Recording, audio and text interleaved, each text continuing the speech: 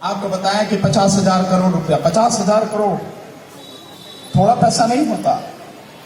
ईमानदारी से अगर इतना पैसा कुछ इलाकों में लगा दिया जाए तो वो इलाके स्वर्ग जिसे सिर्फ कहते हैं, देखा नहीं किसी ने, यह यूं कहो कि चमन जिसे कहते हैं, चमन बन जाएगा।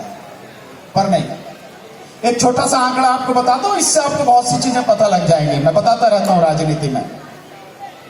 एक एमपी को, यानी जो आपके क्षेत्र का एमपी है, उसको कितना पैसा मिलता है एक साल में आपके क्षेत्र के विकास के लिए? 5 करोड़ रुपया। और जो एक विधायक है उसको कितना मिलता है? 2 करोड़ रुपया। और जो आपके क्षेत्र में कॉरपोरेशन का जो सदस्य है उसको कितना पैसा मिलता है? तकरीबन 2.25 या 2.5 करोड़ रुपया साल का।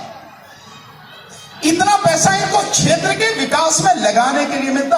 उसको छोड़ दीजिए, वो अलग है। जो एससी प्लान का पैसा है, जो योजना में होता है, वो अलग। लेकिन इतना पैसा इनको विकास कार्यों में लगाने के लिए मिलता है। कहां जाता है ये पैसा इतना सारा? कभी देखा विकास कैसे होता है?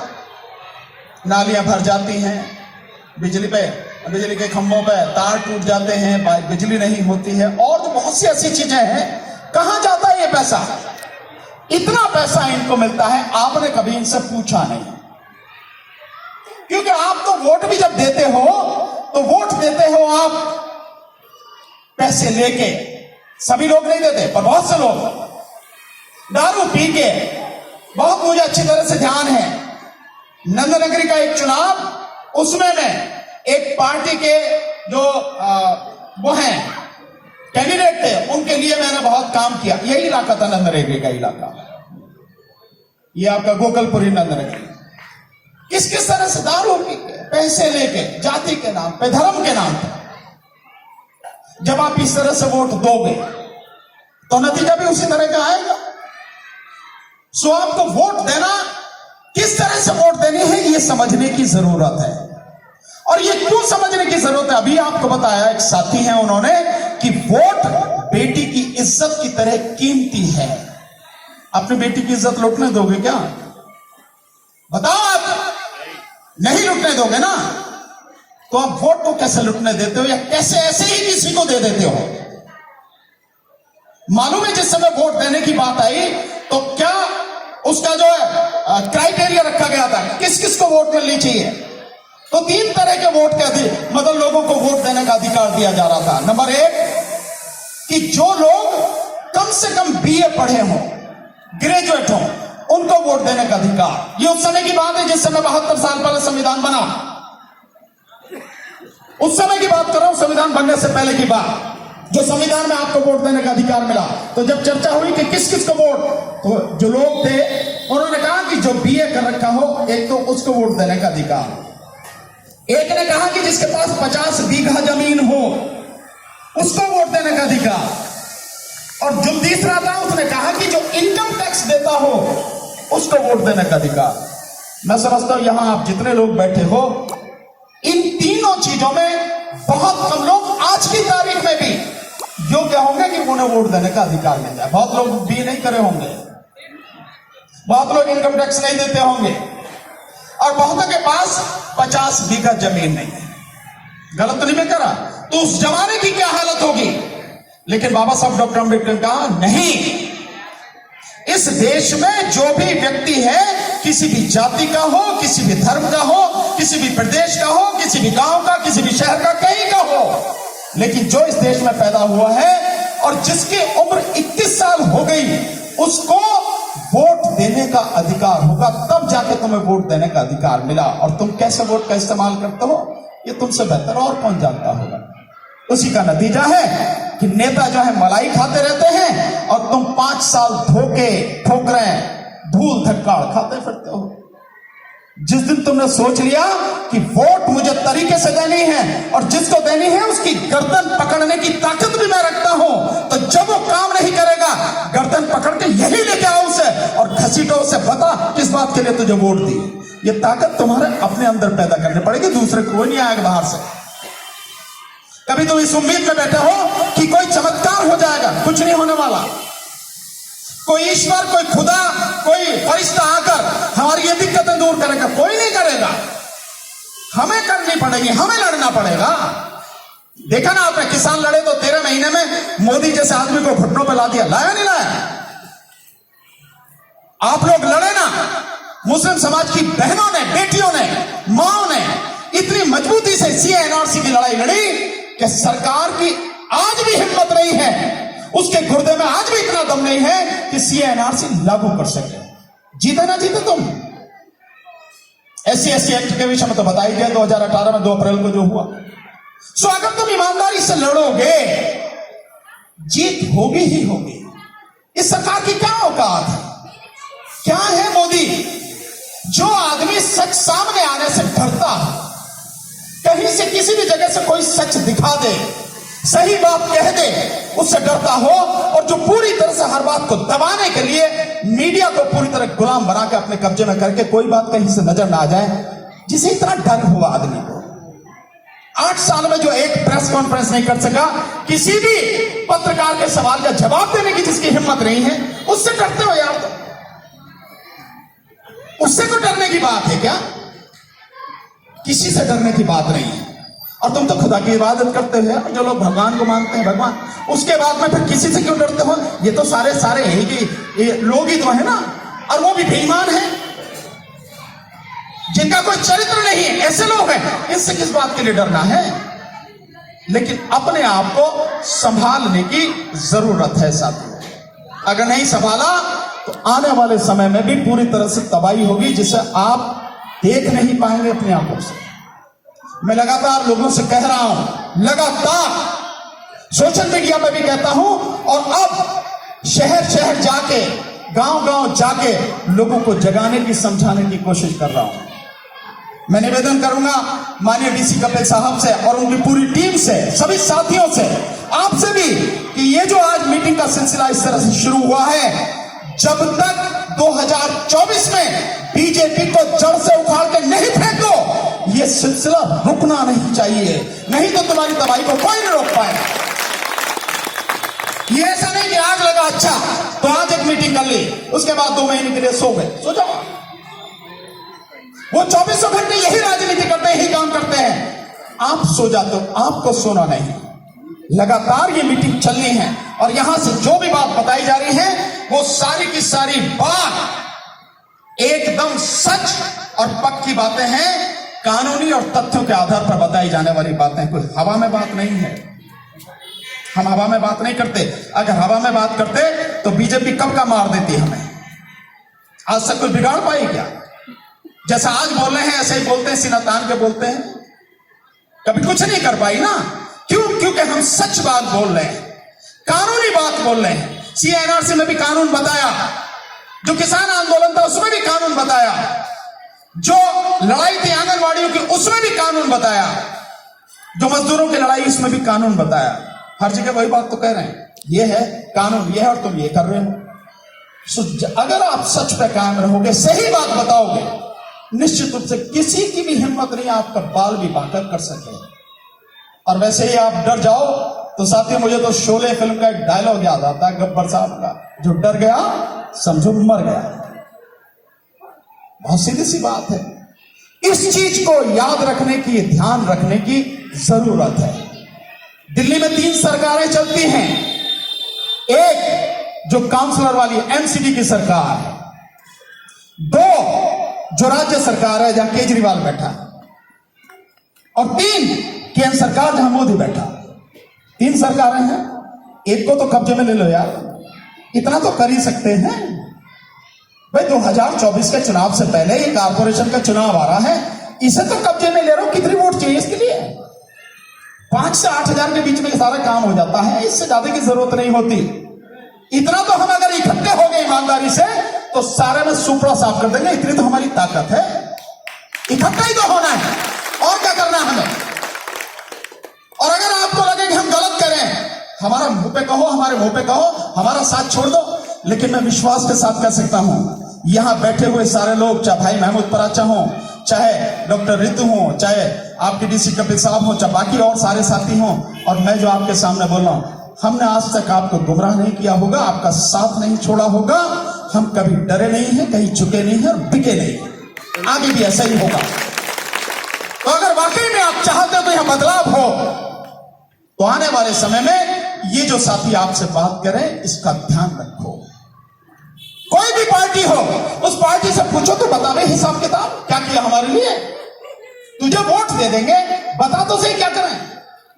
इस देश का प्रधानमंत्री केवल धर्म के नाम पर नौटंकी करने के अलावा, लोगों को लड़ाने के अलावा दूसरा काम नहीं कर रहा। अभी उज्जैन में महाकाल के मंदिर में पूजा की, पता है प्रचार में कितना पैसा खर्च किया? 500 करोड़। इसके बात का है क्या? ये 500 करोड़ रुपए खर्च किया, ये आप सबका है, ये हम सबका है, इस देश के लोगों का है, जिसे केवल अपने आप को दिखाने के लिए पूरा मीडिया दिखा रहा है, इस बात पर खर्च किया गया। इससे बहुत से लोगों को रोजगार मिल सकता था, बहुत से लोगों की रोजी रोटी चल सकती थी, बहुतों का इलाज फ्री हो सकता था, लेकिन उसके लिए पैसा नहीं है सरकार के पास। और एक जो स्कीम चला रही है सरकार, वो दे रही है कि 80 करोड़ लोगों को 5 किलो अनाज, और अब तो पता लग रहा है कि 5 किलो की जगह 2.5 किलो दे रहे हैं, बाकी सब जो वो खा जा रहे हैं। ये स्थिति आ रही है सामने, कई राज्यों में यह हाल हो रहा है। पर फिर भी मैं मान लेता हूं 5 किलो दे रहे हैं, तो क्या अपने घर से दे रहे हैं क्या? पैसा किसका है वो जिससे दे रहे हैं? वो एक साल में अगर 80 करोड़ लोगों को ये 5 किलो अनाज जो दिया जा रहा है, ये दिया जाता है, तो सरकार का खर्च केवल, हिसाब लगाना इसको, सरकार का खर्च केवल 1.25 लाख करोड़ रुपए होता है। केवल 1.25 लाख करोड़। इस देश का बजट कितना है? देश का बजट 36 लाख करोड़ पार कर चुका है। 36 लाख करोड़। और मोदी पर कितना खर्च होता है, इसे भी जानने की जरूरत है। मोदी का चेहरा दिखाने के लिए, केवल प्रचार के लिए एक दिन में 4 करोड़ रुपया, एक दिन में केवल उसके प्रचार के लिए 4 करोड़ रुपया खर्च होता है। उसकी सुरक्षा में जो होता है वो अलग, 600 करोड़ रुपए का बजट है, और बाकी और जो सारी चीजें अलग। लेकिन केवल उसका चेहरा दिखाने के लिए जो प्रचार होता है, 4 करोड़ रुपए रोज की खर्च होता है। कितने हजार लोगों को इसमें रोजगार मिल सकता है, अंदाजा लगाते हैं आप? तो आप ही का पैसा है, लेकिन क्योंकि आप सोए हुए हैं, आप इकट्ठे नहीं होते, आप जागे हुए नहीं हैं, लड़ते नहीं हैं, पता नहीं कौन सा डर आपको है, ये मैं समझ में नहीं आया। हम सब आपके सामने हैं, सब कुछ आपको नजर आ रहा है, बावजूद उसके आप डरते किससे हैं, ये मैं नहीं समझ पा रहा। मैंने इतने आंदोलनों के बाद देखा है, अगर 1 लाख लोग, जितने किसान थे ना इस दिल्ली को जो घेरा हुआ था, 1 लाख से ज्यादा किसान नहीं थे जो लगातार बैठे थे। मुझे हर वो मोर्चे की पता है, 13 महीने लगातार कंधे से कंधा मिलाकर उनके साथ में था। 1 लाख किसान नहीं थे, लेकिन 1 लाख किसानों ने उस मोदी को, जिसके विषय में कहते हैं कि भाई वो तो कभी झुकते नहीं कुछ, उसको घुटनों पर ला दिया। और हम सब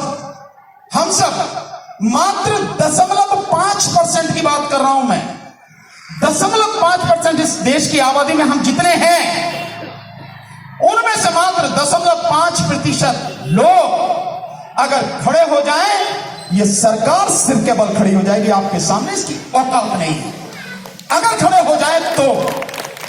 लेकिन डरना होना चाहिए, डर तुम रहे हो, ये मेरी समझ के बाहर है बात। और साथियों, अगर तुम डरते रहे और 2024 में बीजेपी आ गई, तुम्हारे इस डर के कारण, तुम्हारे इकट्ठा न होने के कारण, तुम्हारे पास उसके बाद कुछ बचेगा नहीं, कुछ भी। क्योंकि उसके बाद में इस देश में हिंदू राष्ट्र की घोषणा होनी है, और हिंदू राष्ट्र की घोषणा के बाद इस देश में राजतंत्र की स्थापना होनी है। लोकतंत्र खत्म होगा। आपको वोट देने का अधिकार लोकतंत्र में, राजतंत्र में नहीं है। और जब राजतंत्र स्थापित होगा तो राजतंत्र में अदालतें नहीं होती, अदालतों की जरूरत नहीं होती। राजतंत्र, राजा का राज वो थानों से चलता है, तो सबसे पहले इन अदालतों पर ताला लगेगा जो आज है। तो जज है वो घर में बैठेंगे, जितना जुडिशियल स्टाफ है घर में बैठेंगे, और वकील जो है उनका ये काला कोट फुट्टी पटक जाएगा, इसके दर्शन करते रहना कि हम कभी वकील थे। और ये विधानसभाएं, जो नेता आज की तारीख में मैंने देखा ना, बिल्कुल ऊपर से नीचे तक कड़क रखता, कुर्ते में कहीं सिलवट में नहीं आती, इतना आंकड़ा रहता, ये सारे के सारे खुंटी पे टंग जाने हैं, क्योंकि सारी विधानसभाएं खत्म होने हैं। ये राजतंत्र का मतलब है जो होने वाला है। इसलिए ये सब बच जाए, तुम्हारे बच्चों की शिक्षा बच जाए, तुम्हें डॉक्टर, दवाई, अस्पताल समय पर मिल जाए, तुम्हें सुरक्षा मिल जाए, तुम्हारे बच्चों को रोजगार मिल जाए, नौकरी मिल जाए। अगर ये चाहते हो कि यह हो तो ईमानदारी से राजनीति करो, बाहर आकर लड़ो, और जो भी तुम पे, तुम्हारे देश पर अत्याचार कर रहा है, उखाड़ कर फेंको उसे।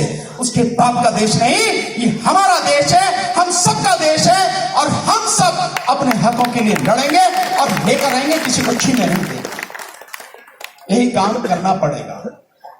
लेकिन साथियों, मैं बार बार कहता हूं, लोग शायद मुझे समझते हैं कि पागल आदमी। क्या करूं? हम जैसे लोग होते ही पागल हैं, दीवाने होते हैं, तो उसके लिए हम लड़ाई लड़ते हैं।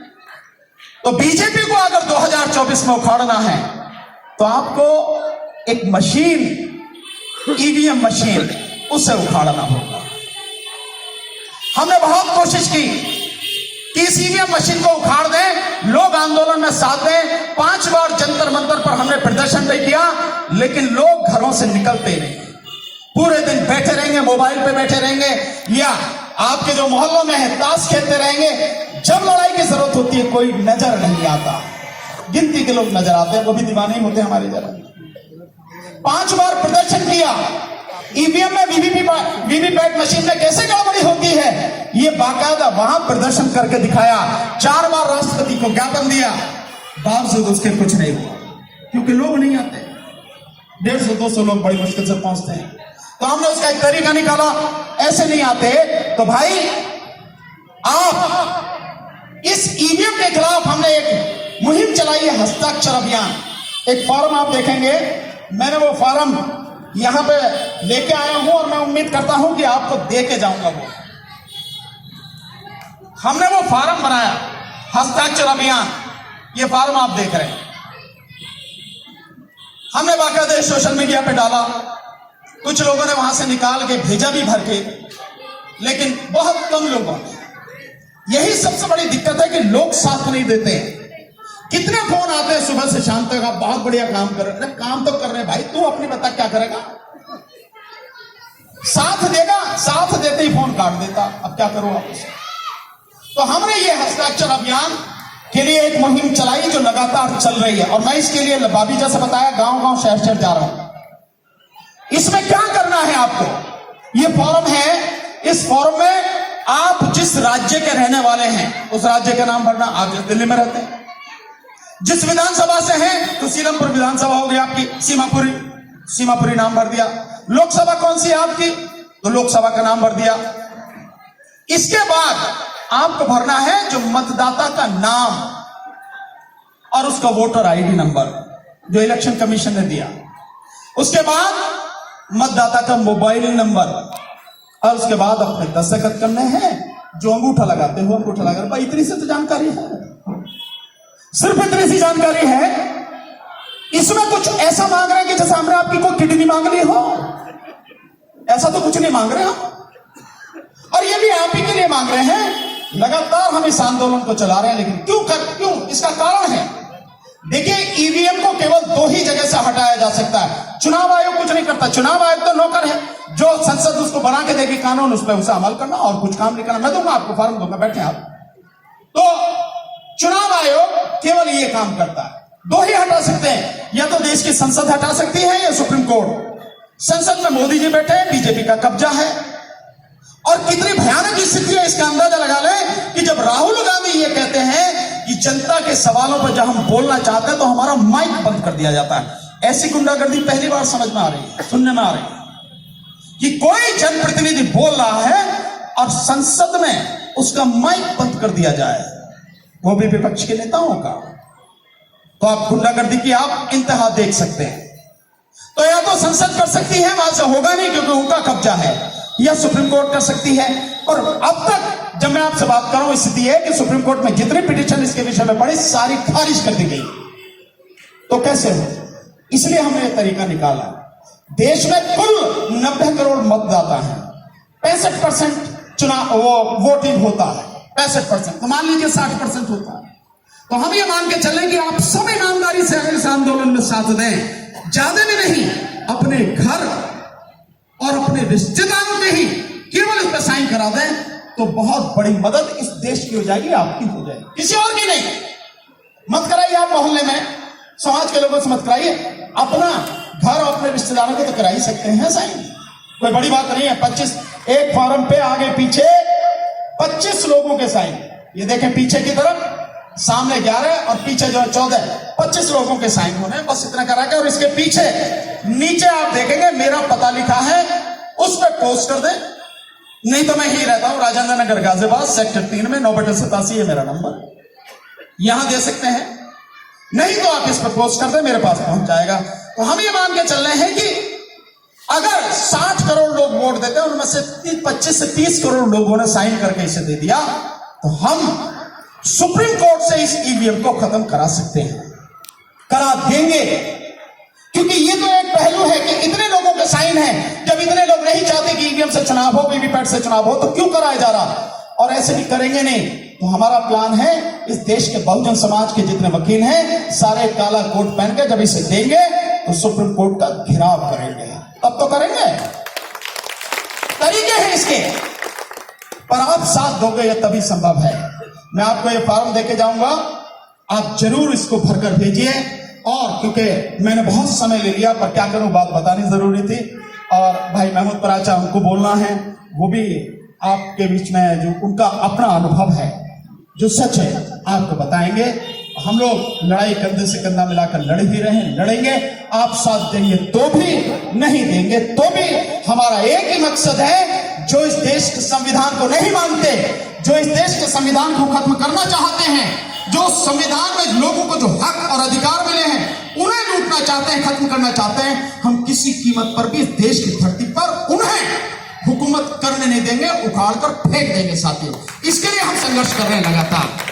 तो बहुत बहुत शुक्रिया, आपने मुझे इतना समय दिया, और मैं उम्मीद करता हूं कि देशभक्त मोर्चा जो है लगातार काम करेगा, और 3 में से जो सरकार बताई है, कम से कम पहली शुरुआत ये कारपोरेशन की सरकार हम उनके हाथों से खींच लेंगे। और एक चीज बताता चला जाऊं, केजरीवाल की, केजरीवाल तो मतलब मोदी का भी जो है ना बेईमानी में उसका भी बाप है केजरीवाल, ऐसे के तो बता ही दिया। एक और है, केजरीवाल का कहना है कि 4 लाख बच्चे प्राइवेट स्कूलों से निकल के सरकारी स्कूलों में आए हैं। और दूसरी सूचना यह है कि केजरीवाल 50 स्कूलों को अन्य स्कूलों में मर्ज करने जा रहा है। मर्ज का मतलब समझते हो आप, यानी 2 या 3 स्कूलों को एक कर देना। अगर 4 लाख बच्चे आए हैं तो स्कूल और चाहिए हमें। आप 50 स्कूलों को मर्ज करना चाहते हो, यानी खत्म करना चाहते हो। इसका मतलब केजरीवाल का वो जो दावा है कि वहां से 4 लाख बच्चे प्राइवेट स्कूलों से सरकारी स्कूलों में आए हैं, झूठा है। और केजरीवाल आरएसएस का आदमी, मैं लगातार इस बात को कहता हूं, और 1 नंबर का झूठा है। और इस बात को इससे समझ लें, आप इससे समझ लें कि जो भी धर्म का मामला हुआ है, केजरीवाल कह रहा है कि धर्म के मामले में हम किसी भी तरह से बर्दाश्त नहीं करेंगे। अबे तो बाबा साहब का फोटो काय को लगा रहा? जो धर्म के मामले में जो अंबेडकर भवन में 22 प्रतिज्ञाएं दिलाई गई, जिनमें उसी के मंत्री भी शामिल हैं, तो वो तो सब 22 प्रतिज्ञा बाबा साहब डॉक्टर अंबेडकर द्वारा दिलाई गई हैं। सो तुम एक तरफ उनका फोटो लगाते हो, और दूसरी तरफ जब उनके सिद्धांतों पर लोग चलते हैं, उनको आप कहते हो कि हम धर्म के मामले में बर्दाश्त नहीं करेंगे। तो तू ही बर्दाश्त नहीं करेगा, हमने क्या अहंकार की है? हम भी तो बर्दाश्त नहीं करेंगे। ये चीज समझने की जरूरत है। और आखिरी बात याद आ गई, इसलिए कह रहा हूं, और विशेषकर मुस्लिम समाज के मेरे भाइयों से बात है, इस बात को, मेरी बात को समझना। आप जिस तरह से वोट करते हो, इस देश में कोई वोट नहीं करता। बहुत मजबूती के साथ जिसके भी लिए वोट करते हो, खुल के करते हो, पूरी ताकत से करते हो, लेकिन आपके वोट करने का तरीका गलत है। आप करते हो बीजेपी को हराने के लिए। बीजेपी को हराने के लिए आप किसी को भी वोट दे देते हैं, जो जीतता हुआ हो। नहीं, बीजेपी को हराना है तो सही बात है, लेकिन जिताना किसको है, यह बहुत जरूरी बात है। और आप इस विषय में सोचते नहीं हुआ। बीजेपी को हरा के क्या मिलता रहा आपको? किसी को ढंग को जिताया आपने? किसी ढंग के को जिताता तो आपके लिए लड़ता? नहीं लड़ा ना। आपने सारे चुनाव देखे हैं, कहीं कोई लड़ा आपके लिए? नहीं। और इसका नतीजा क्या है? जब उन्हें मालूम है कि पूरा मुस्लिम समाज बीजेपी को हराने के लिए वोट देगा, तो तुम्हारे पास कोई आता भी नहीं। क्या जरूरत है तुम्हारी वोट की? तुम्हारी वोट तो पक्की है, जो बीजेपी को हराने की स्थिति में पहुंच जाएगा उससे तुम्हारी वोट मिल जाएगी। यही तो है ना। तो जब आता नहीं तो तुम्हारी बात मानता भी नहीं, तो तुम्हारे लिए काम करता नहीं, क्योंकि तुमने तो पहले ही झंडा उठा रखा है बीजेपी को हराने के लिए वोट देंगे। हराना है, मैं बात कर रहा हूं पक्की बात। बीजेपी को केवल हराना ही नहीं है, पूरी तरह से उखाड़ कर फेंक देना है। लेकिन जिताना किसको है, यह सोचना तुम्हें बहुत जरूरी है। और अगर ये नहीं सोचोगे और जिसको जिताना है उस व्यक्ति को वोट नहीं दोगे, तुम्हारी स्थिति बदलने वाली नहीं है। बस यही कहना था। बहुत बहुत शुक्रिया। आदाब, नमस्कार, सत श्री अकाल, जय भीम, नमो बुद्धाय।